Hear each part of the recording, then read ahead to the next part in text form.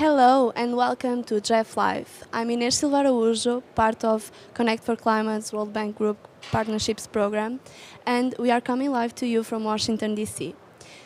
Stay tuned, as this is the final interview of a very long week of nice discussions and ideas exchange. And today I'm honored to be here with Francoise Clottes, Director of Strategy and Operations of the Global Environment Facility. Welcome, Francoise. Welcome. Nice to be here speaking with you. So, as we approach the conclusion of the 57th GEF Council meetings in Washington, could you share with our online audience some highlights from the week, please? Sure, and thank you for the opportunity. Look, we have a single planet, but many countries, and the question of how we get together to solve planetary problems is a very difficult question. It takes a lot of goodwill to get all countries lined up around solutions. So at the GEF, and this week, that's exactly what we have done. We have approved a large number of projects that will be rolled out in countries with an objective of affecting positively global environment, with a benefit to the global environment. In addition to that, we work together to make sure that in our action, we protect people, we protect the environment, we protect the resources that are entrusted with us. And so we always work at having the most efficient rules to make sure that we get to that objective. So we've done both this week, and what it goes to show is that when countries get together, including on orphan issues that belong to no one in particular, they can together make a difference. And so this week in Washington, it was a good example of multilateralism that works, that can bring a spirit of consensus, that can bring a spirit of concession when necessary, to define ways of acting together through cooperation. So what we had is a really very helpful tranche of hope right before Christmas. So coming all together for a common solution for our Mother Earth. Correct? That's right. That's right.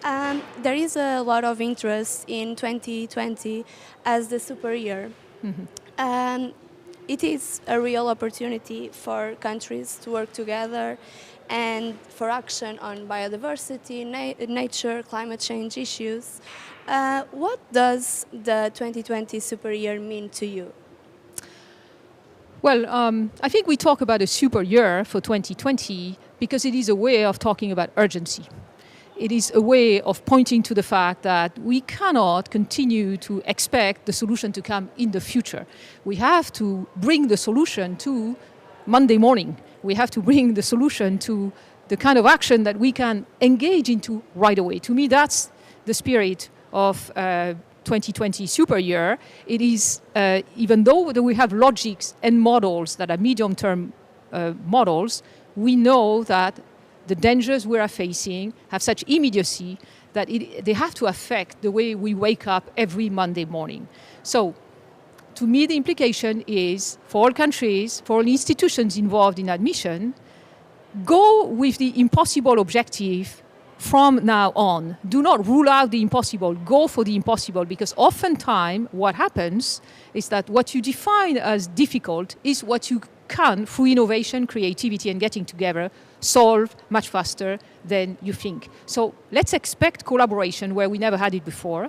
Let's expect facing trade-offs to happen. Let's expect action to succeed analysis. And I think all of that is what we're trying to catalyze here with the spirit of 2020 super year. Let's get into the action part of it. Yeah, partnering together for more action and raising ambition, of course. And for immediate action. Exactly.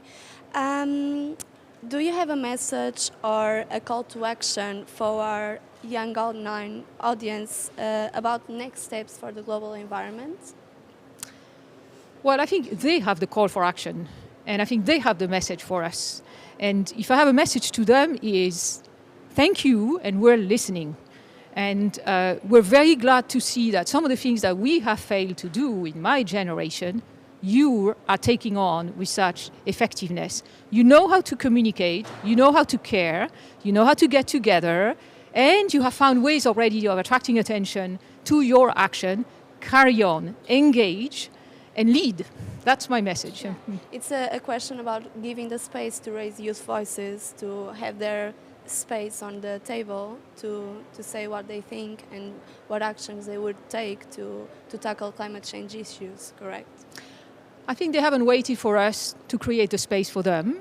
I think they've reached out into the space of leadership, which is available at their level, and they're leading us already on dimensions that are closely linked to solutions. I think they're leading us on having less and being more. Yeah. They're leading us into feeling that action and empowerment starts with them, that they are not powerless, right? And it is the collective of that belief that can change the balance of forces on this issue. So I think about the youth as the major ally that we have on this cause, and also of one of the sources of learning when it comes to the new behavior that we are trying to see emerging to solve the problem that the planet is facing. So we want more of the same, more of what we've seen in the past year. Yeah, absolutely. Thank you, Francoise, for being here with us. And thank you all of you for having watched us throughout this week. We do really appreciate your support and your ambition, and we really want to ask you to keep raising your voices, keep raising ambition, because this is a thing that it's on our hands, and it takes everyone to tackle climate change and to take action for solving this global issue. Thank you so much.